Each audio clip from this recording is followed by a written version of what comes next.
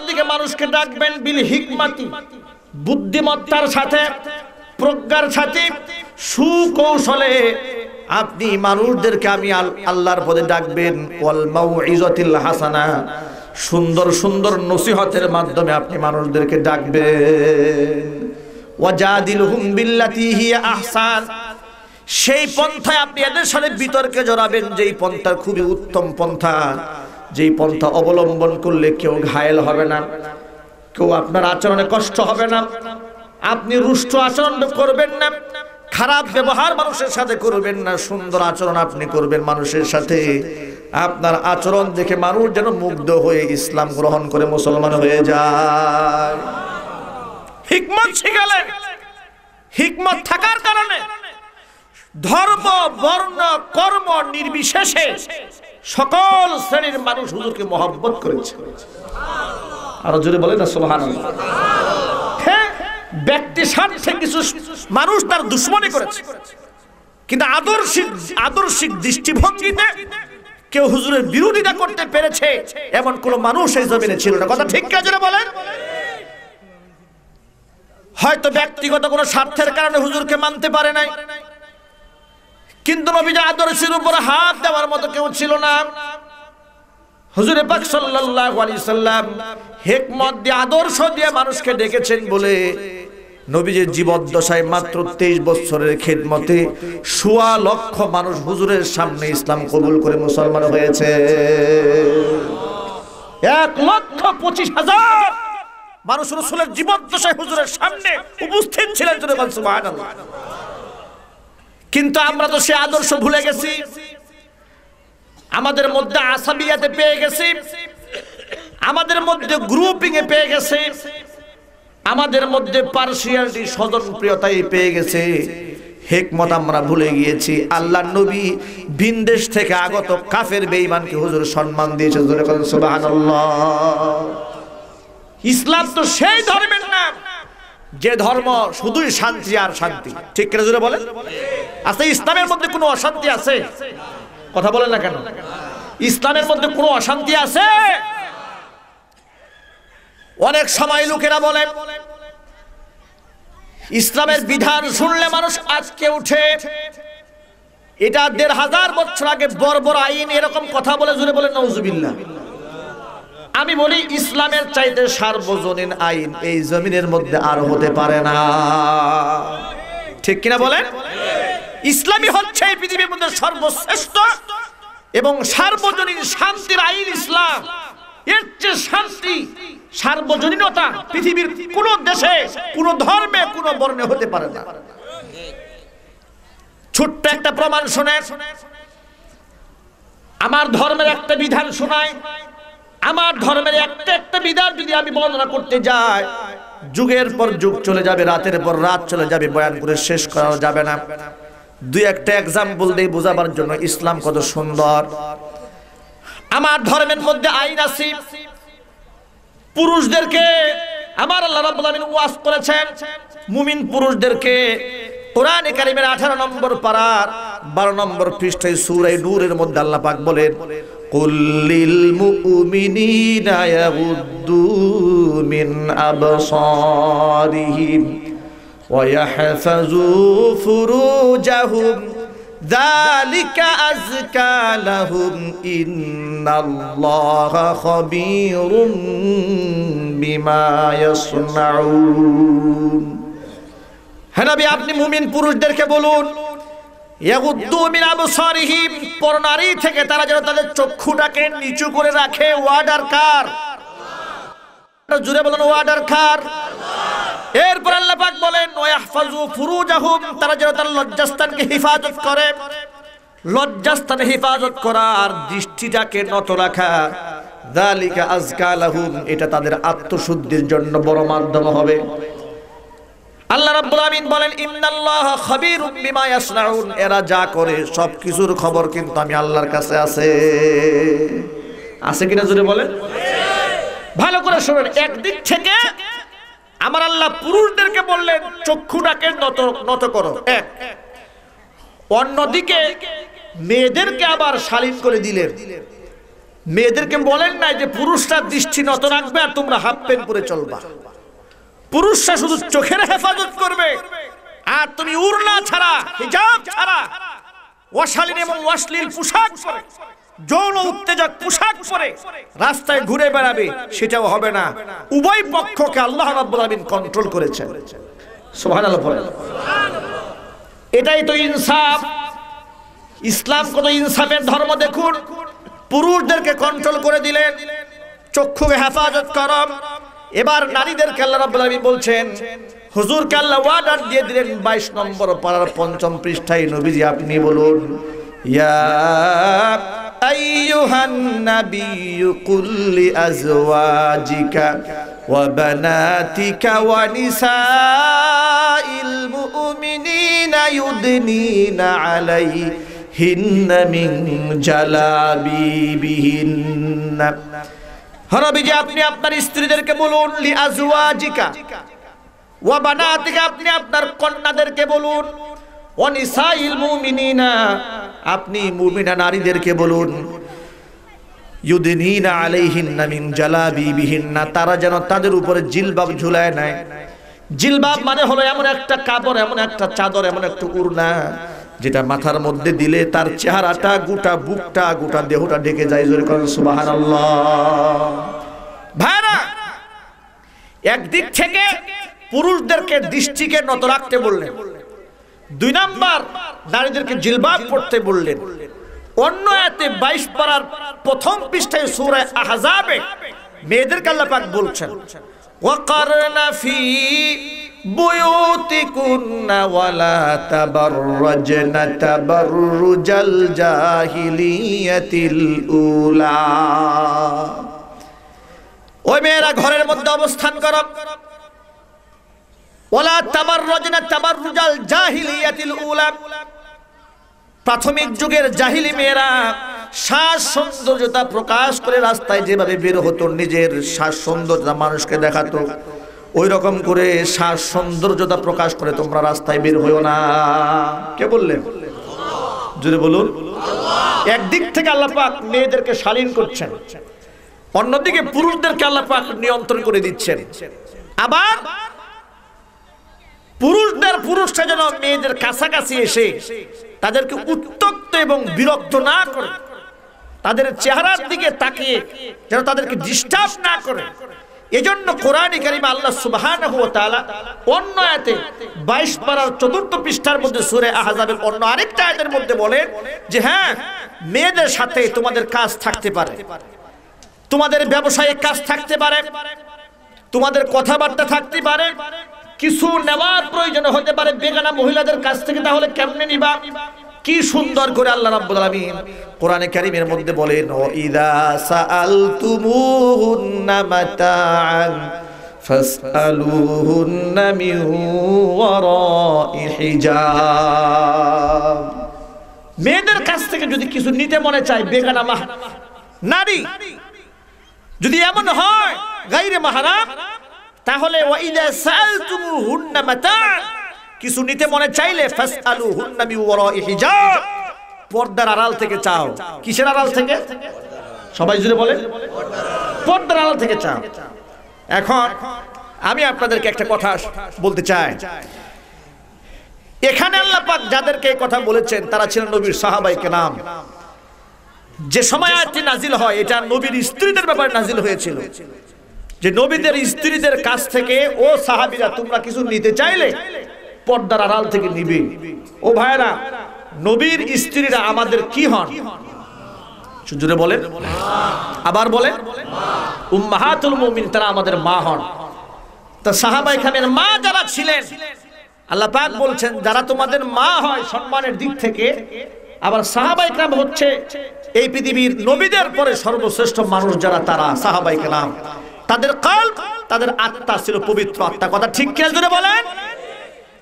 পবিত্র আত্মার সাহাবায়ে কেরামকে, যাদেরকে মা সমতুল্য মানুষ সম্মান করতেন, যাদেরকে মায়ের মর্যাদা দেওয়া হয়েছে, তাদের ব্যাপারে আল্লাহ পাক সতর্ক করে বললেন যে নবীর স্ত্রীদের কাছ থেকে কিছু নিতে গেলে মা সম্মানিত ব্যক্তি, মা সমতুল্য হলেও যেহেতু বেগানা এই জন্য তোমরা তাদের কাছে কিছু নিতে গেলে পর্দার আড়াল থেকে নেবে, জোরে কোন সুবহানাল্লাহ।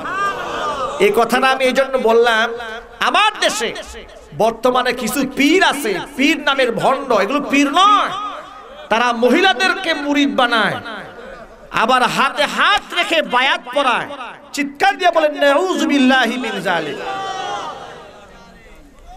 বড় আশ্চর্যের ব্যাপার, তাদেরকে প্রশ্ন করলে তারা বলে বাবা তো বাবাই, বাবার সামনে মেয়ের পর্দা কিসের? কি কারণ? যুক্তি ভালো করে শুনেন।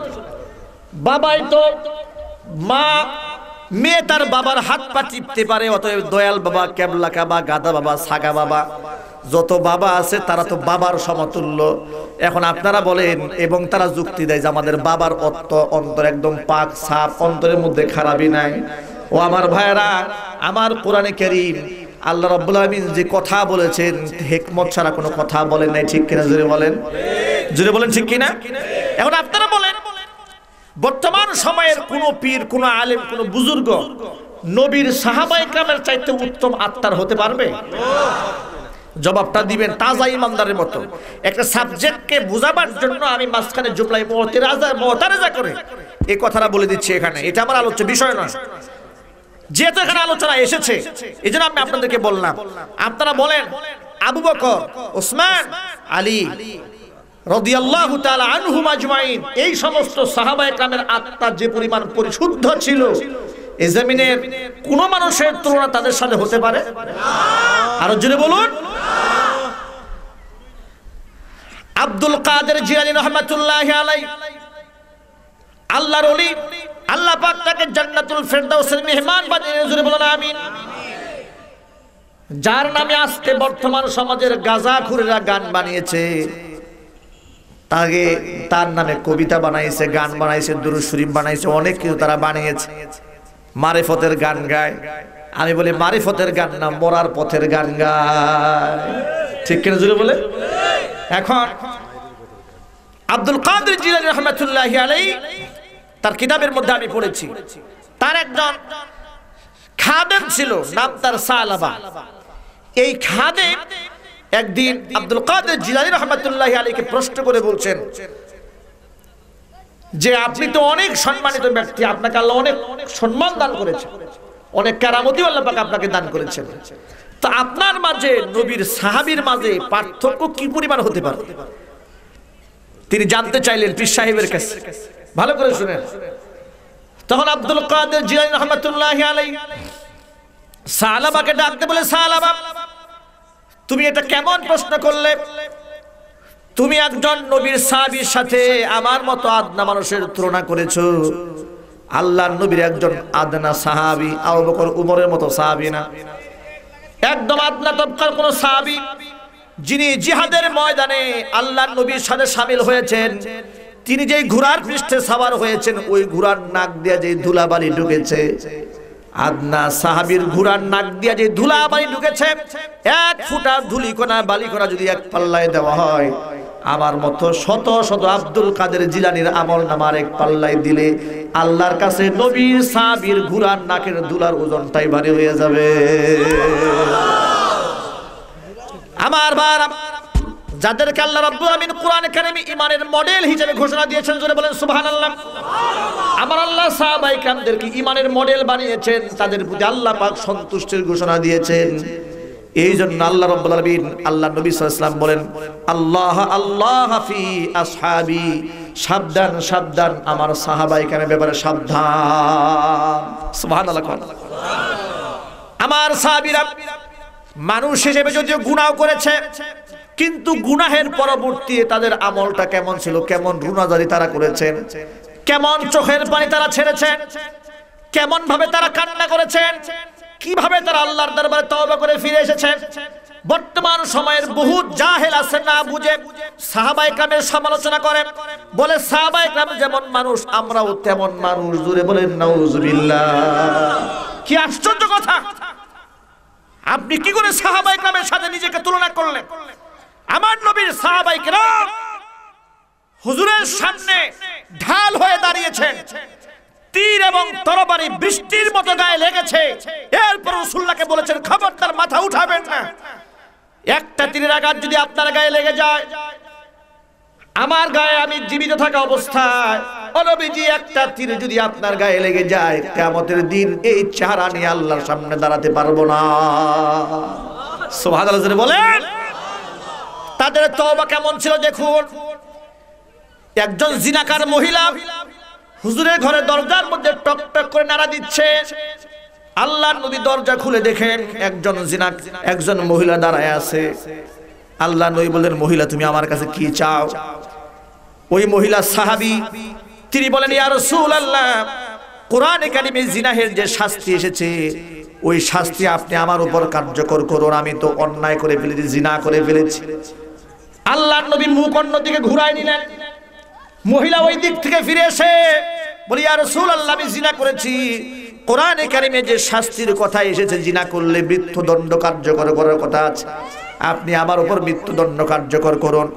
নবীর চেহারা সেখান থেকে ঘুরায় নিলেন। আরেক দিক থেকে হুজুর পাক সাল্লাল্লাহু আলাইহি সাল্লামের কাছে এসে মহিলা বলে, ইয়া রাসূলুল্লাহ, আমি অন্যায় করেছি, আমি জিনা করেছি। আল্লাহর নবী বলেন, মহিলা তুমি যে জিনা করেছো তার প্রমাণ কি? মহিলা বলল, ইয়া রাসূলুল্লাহ, আমি জিনা করেছি তার প্রমাণ হলো আমার গর্ভে বাচ্চা চলে এসেছে। হুজুর পাক সাল্লাল্লাহু আলাইহি সাল্লাম বলেন, মহিলারে, এই মুহূর্তে তোমার উপর মৃত্যুদণ্ড রায় কার্যকর করা যাবে না। কারণ হলো তুমি যদি অন্যায় করে থাকো, তোমার পেটের সন্তান কোনো অন্যায় করে নাই। রহমতের নবী, একটা জিনাহের বাচ্চা হুজুর বলছে তুমি অপরাধ করেছো। এই বাচ্চার অপরাধ, এই বাচ্চা কি অপরাধ করেছে? আল্লাহু আকবার বলেন, আল্লাহু আকবার বলেন। এই জন্য মাইকেল এইচ হার্ট যখন তাম পৃথিবী গবেষণা করে 100 মনীষীদের জীবনী লিখেছেন, খ্রিস্টান ধর্মে থাকার পরেও আল্লাহর নবীর নাম, আমাদের নবীর নাম 1 নম্বরে লিখেছে।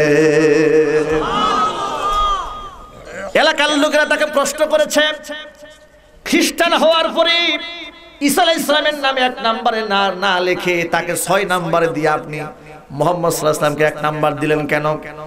মাইকেল এইচ হার্ট বলেন, আমি আমার সারা জীবনের গবেষণা, শুধু আমি একা নই, এরকম 100 ডক্টর সারা জীবন গবেষণা করে 200 মনীষীর জীবনে আমরা জড়া করেছিলাম। ওই 200 মনীষীর মধ্যে 100 মানুষকে আমরা আলাদা করেছি। তাদের জীবনী তন্ন তন্ন করে গভীরভাবে গবেষণা করে দেখলাম, আল্লাহর নবী যেরকম তাম পৃথিবীর সকল মানবতার কল্যাণের কথা বলেছেন, এইভাবে পুঙ্খানুপুঙ্খানুভাবে খুঁটিনাটি ধরে তাম পৃথিবীর কোনো মানুষ মানবতার কথা বলেন নাই। আমি হয়তো খ্রিস্টান হিসেবে আমার নবীর নামটা লিখে ফেলতে পারতাম, কিন্তু গোটা পৃথিবী আমাকে মিথ্যাবাদী বলা বলতো। ঠিক কি আছে বলেন?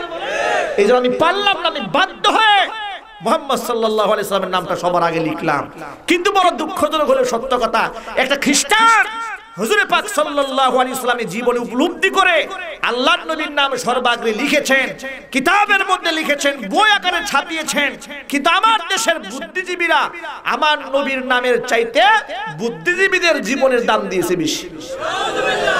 কথা ঠিক কি আছে বলেন? পাঠ্যপুস্তকের মধ্যে আমার নবীর জীবনী বাদ দিয়ে দিয়েছিল বেঈমানেরা। কয়েকটা জায়গা থেকে হুজুর পাক সাল্লাল্লাহু আলাইহি সাল্লামের জীবনী বাদ দিয়েছে। আবু বকর সিদ্দিক রাদিয়াল্লাহু তাআলা আনহুর জীবনী বাদ দিয়েছে, উমর রাদিয়াল্লাহু তাআলা আনহুর জীবনী বাদ দিয়েছে, সব বাদ দিয়া লালন শাহের জীবনী ঢুকাই দিয়েছে, কাফের বেঈমানদের প্রবন্ধগুলো ঢুকাই দিয়েছে। আমি বলি শিক্ষাঙ্গন থেকে হুজুরের জীবনী বাদ দিয়ে দিলে বর্তমানে শিক্ষাঙ্গনে যেভাবে গাঁজাখুরি, ইয়াবাখুর, হিরোইনখুর বেড়ে যাচ্ছে, আমার নবীর জীবনী বাদ দিয়ে দিলে সেখানে আরো বেশি গাঁজাখুর পয়দা হয়ে যাবে। ঠিক কি জোরে বলেন? গাঁজাখুর পয়দা হবে, হেরোইনখুর পয়দা হবে, মদখুর পয়দা হবে, জেনাকার পয়দা হবে, বদমাশ পয়দা হবে।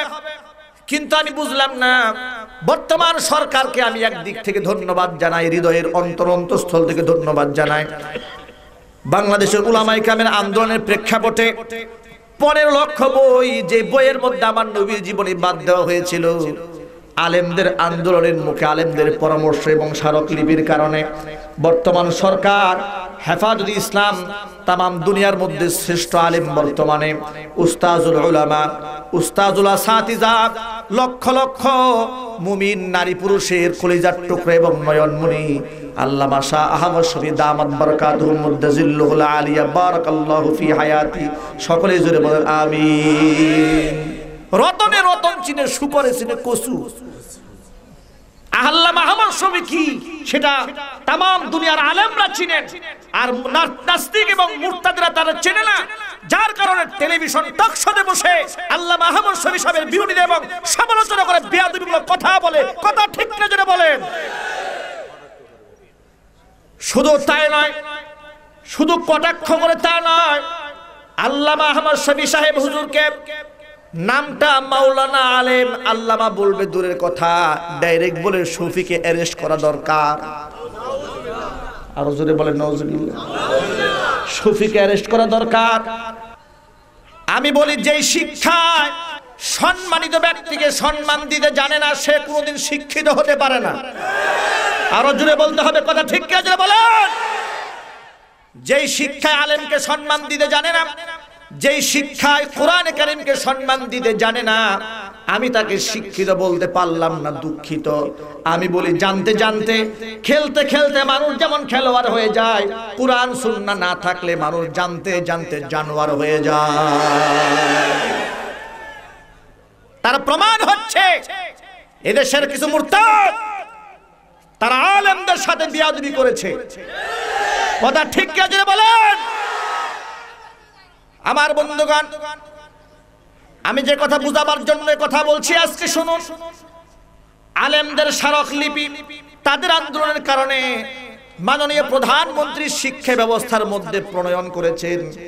এই জন্য প্রধানমন্ত্রীকে তাফসীর মাহফিলের পক্ষ থেকে ধন্যবাদ জানাই, ঠিক কিনা? তিনি প্রমাণ করে দিয়েছেন তিনিও ইসলাম চান। এবং মাননীয় প্রধানমন্ত্রী একটা অনুষ্ঠানে দাঁড়িয়ে বলেছেন ধর্মীয় শিক্ষা ছাড়া কোনোদিন শিক্ষা পূর্ণাঙ্গ হতে পারে না। আলহামদুলিল্লাহ বলেন। প্রধানমন্ত্রী বলছেন ধর্মীয় শিক্ষা ছাড়া শিক্ষা পূর্ণাঙ্গ হয় না। কিন্তু আমার দেশের কিছু কুলাঙ্গার নাস্তিক আছে যারা ধর্মীয় শিক্ষাকে বরদাস্ত করতে পারে না। কথা ঠিক না যারা বলেন।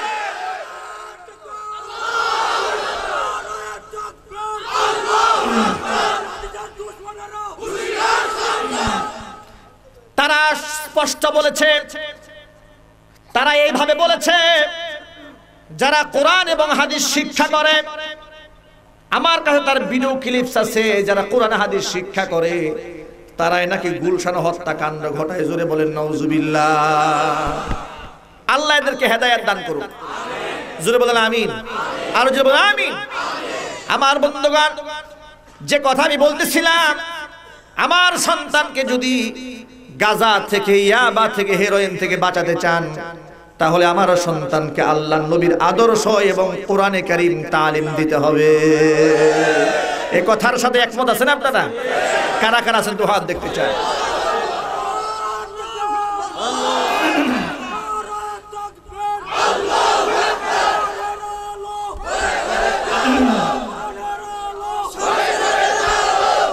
আমার বার একটা কথা মনে রাখবেন, আমি সকল ভাইদেরকে অনুরোধ জানিয়ে বলি, আমার নবী সাল্লাল্লাহু আলাইহি ওয়াসাল্লামের আদর্শ কাফের বেঈমান মাইকেল এইচ হার্ট পর্যন্ত আমার নবীর জীবনী সবার আগে স্থান দিয়েছে, কিন্তু শিক্ষা কমিশন স্থান দেওয়ার সাহস পায় নাই। কথা ঠিক কিনা?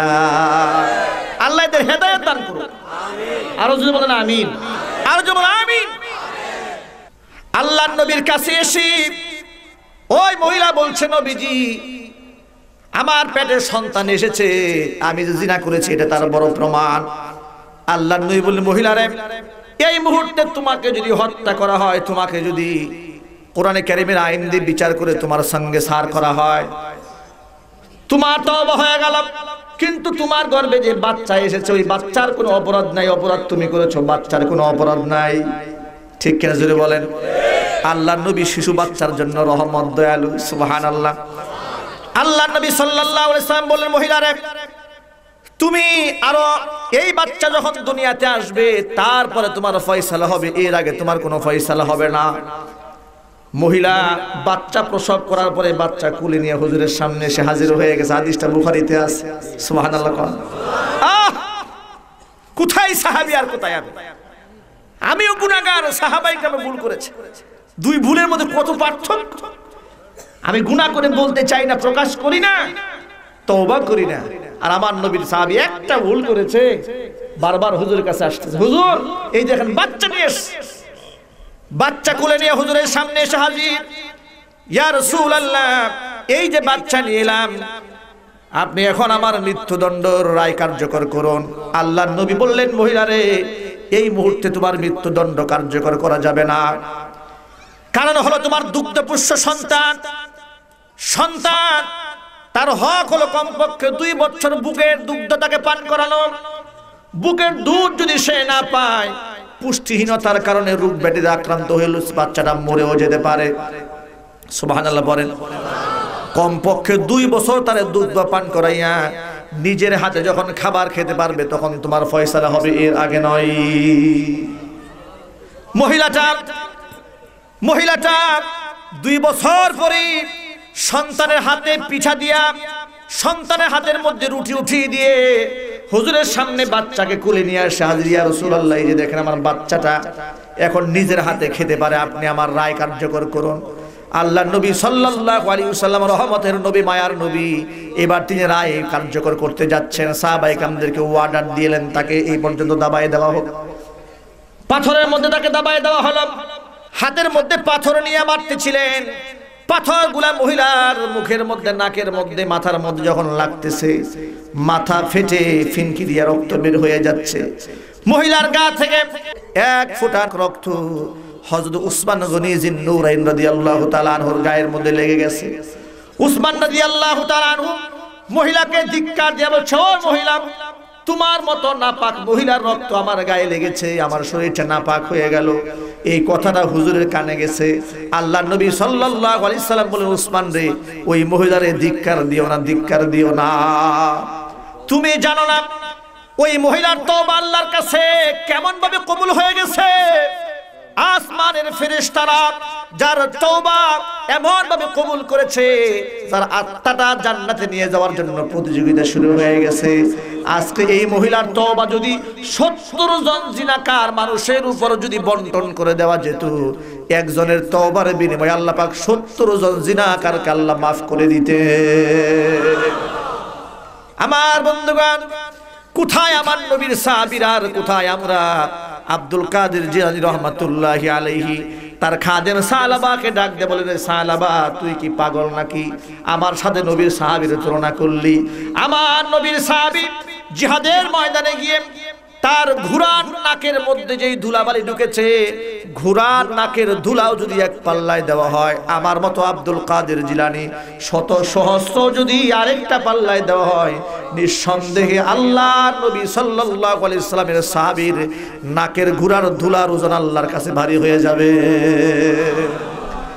আমার ভাইরা, আব্দুল কাদের জিলানী রাহমাতুল্লাহি আলাইহি কোনোদিন বেপরদার কথা বলেন নাই, কিন্তু তার নামে আজকে আমার দেশের ভণ্ডরা গান বানিয়েছে, আমার দেশের লোকেরা নাচ গান করে, ঢুল পিটায়, উরস শরীফ করে।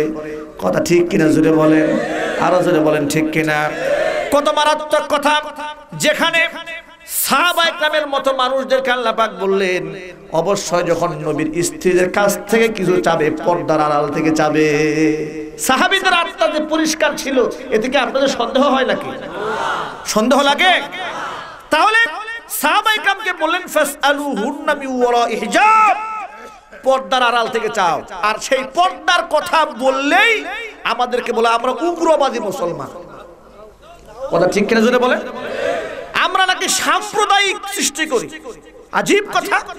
আমি আমার ধর্ম পালন করতে পারবো না স্বাধীনভাবে, আমার ধর্মে বেগানা নারীর সামনে যাওয়া নিষেধ এবং হারাম। কথা বলেন না কেন?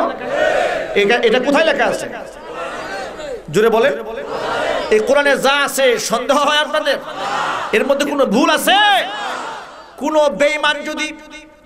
বেঈমান যদি কোন নামধারী মুসলমান যদি কোরআনে কারীমের একটা আয়াতকে অবমাননা করে, এটা যদি ভালো না লাগে, আল্লাহর কসম করে বলি 70 বার উমরা করলেও সে মুসলমান হতে পারে না।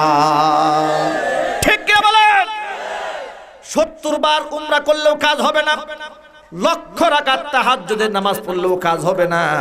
কোরআনে কারীমের আয়াত যদি মজা না লাগে, ঈমান যদি না থাকে, বেঈমানের সিজদা আল্লাহর দরবারে কবুল হয় না। যে কথা বুঝাবার জন্য আয়াতটা বললাম সেই কথা হলো ইসলামের বিধান হচ্ছে সার্বজনীন বিধান। ও মুসলমান ভাইয়েরা আমার, আপনারা আমার প্রশ্নের জবাব দিয়ে বলেন, এই যে আমার মা বোনেরা যদি ইসলামের এই বিধানগুলো মানেন, তারা যেমন রাস্তা থেকে ইফটিজিং এর হাত থেকে তারা যেমন বেঁচে যাবেন, তাদের জীবন নিরাপদ হয়ে যাবে, মানুষের বদনজর থেকে জানটা সেফ হয়ে যাবে, উত্তক্ত করতে পারবে না, দুশ্চরিত্র যুবকেরা রাস্তাঘাটে তাদেরকে ডিস্টার্ব করবে না, বরং বোরকা পরা মহিলাদের দেখলে যুবকরা খালাম্মা বলে ডাকে। ঠিক কিনা জোরে বলেন? দোকানে যদি মেয়ে বোরকা পরে যায় তখন দোকানদার খালাম্মা বলে বসতে দেয়, আর যদি বোরকা ছাড়া এই থ্রি পিস পরে যায় সেজে গুজে যায়, আপা ভাবি একটু এখানে আসেন। কথা বলেন না কেন? আপা ভাবি বলে আপন করে নেয়, আর বোরকা পরলে খালাম্মা বলে, মানে কি মায়ের সম্মান দেয়। সুবহানাল্লাহ বলে। তখন সে নিরাপদ থাকে যে এই লোকের দ্বারা ক্ষতি হওয়ার কোনো সম্ভাবনা নাই। কিন্তু আপা এদিকে আসেন, খালাম এই ভাবি এদিকে আসেন, ক্ষতি হওয়ার সম্ভাবনা আছে না নাই? আরো যদি বলে আছে না নাই? আছে। এখন এই পর্দার বিধান যদি কোনো হিন্দুও মানে, ইমানের সাথে মানলে দুনিয়া আখিরাত ধন্য। ঠিক কিনা? ইমান ছাড়া যদি কোনো হিন্দু আমার কোরআনের এই আইনটা ফলো করে, অন্ততপক্ষে সে দুনিয়াতে নিরাপদ থাকবে। কথা বলে না? এর মানে হলো ইসলামের আইনটা সার্বজনীন, সবার জন্য কল্যাণ। হিন্দু মানলে ফায়দা হবে, বৌদ্ধ মানলে ফায়দা হবে, কোন খ্রিস্টানও যদি ইসলামের এই আইনটা মানে, ইমানের সাথে মানলে দুজাহানেই ফায়দা, ইমান ছাড়া যদি মানে অন্ততপক্ষে দুনিয়াতে হলেও ফায়দা পাবে। এটাকে বলা হয় সার্বজনীন। এটা কি বলা হয়? সার্বজনীন কল্যাণ। কিন্তু আমার দেশে গত সপ্তাহে হোলি খেলা বাংলাদেশে চালু করা হয়েছে, হোলি উৎসব। আমি বলি ভালো করে শুনেন, হোলি উৎসব হিন্দু ধর্মাবলম্বীদের জন্য একটি ধর্মীয় উৎসব। শ্রীকৃষ্ণ রং মেখেছিলেন, রাধাকে রং মাখতে বলেছিলেন। এখন যদি সেই ইতিহাস বলি ওদের বই থেকে, আমার ওয়াজ মাহফিলটা নাপাক হয়ে যাবে। এই জন্য ওই ইতিহাস আমি বলবো না যে কেন রং মাখছিল। কিন্তু কৃষ্ণ রং মেখেছে, রাধা রং মেখেছে, এই জন্য তার অনুসারী ভক্তবিন্দুরা হিন্দুরাও কি মাখে? রং মাখে। হিন্দুরা যদি তাদের ধর্ম পালন করে আমাদের কোনো আপত্তি আছে? যদি বলে, তারা যদি মন্দিরে গিয়ে পূজা করে আমার কোনো আপত্তি আছে? তারা গির্জায় যায় আমার কোনো আপত্তি আছে? কোনো আপত্তি নাই। কেন আপত্তি নেই? কারণ কোরআনে কারিমের নির্দেশ আছে, লা ইকরাহা ফিদ্দীন, ধর্মের ব্যাপারে জবরদস্তি নাই, বাধ্যবাধকতা নাই, তার ধর্ম পালন করে স্বাধীন মতো সে পালন করুক। তুমি কোরআন এবং সুন্নাহর আদর্শ ভিত্তিক জীবন দিয়ে তাকে যদি হকের পথে আনতে পারো সেটা ভিন্ন জিনিস, কিন্তু সেটা প্রেসার ক্রিয়েট করে নয়, জবরদস্তি করে নয়। কথা ঠিক কিনা? এর মানে কি সে যা করে সেটা হক? এখানে বুঝার ব্যাপার আছে একটা। আমার ইমানটা কি রাখতে হবে? তিনি যা করেন সেটা কি হক নাকি ভুল, মিথ্যা? সেটা কি জন্য বলেন? মিথ্যা। আমার ইমান হলো একমাত্র হক হলো ইসলাম। ইন্নাদ-দীনা ইনদাল্লাহিল ইসলাম। আমার ইমান থাকতে হবে ইসলাম ছাড়া পৃথিবীতে যা আছে সব মিথ্যার বানোয়াটি ভুল। কথা ঠিক কিনা জোরে বলেন? কথা ঠিক কিনা? কিন্তু সবাই সবার ধর্ম পালনে স্বাধীন। এখন আমার কথা হইল, হোলি খেলা ওদের ধর্মে জায়েজ আছে, কিন্তু আমার ধর্মে জায়েজ তো দূরের কথা, হোলি খেলা মানে হচ্ছে সবাই আনন্দ করে একজন আরেকজনের গায়ে রং মাখাই দিবে। একজন বেগানা নারীর গায়ে বেগানা পুরুষ, বেগানা পুরুষের গায়ে বেগানা নারী, রাস্তাঘাটে তারা আনন্দ উৎসব করবে। আমি বলি আমার এই জায়গায় কোনো আপত্তি নাই। হিন্দু যদি এরকম করে আমার কোনো আপত্তি নাই।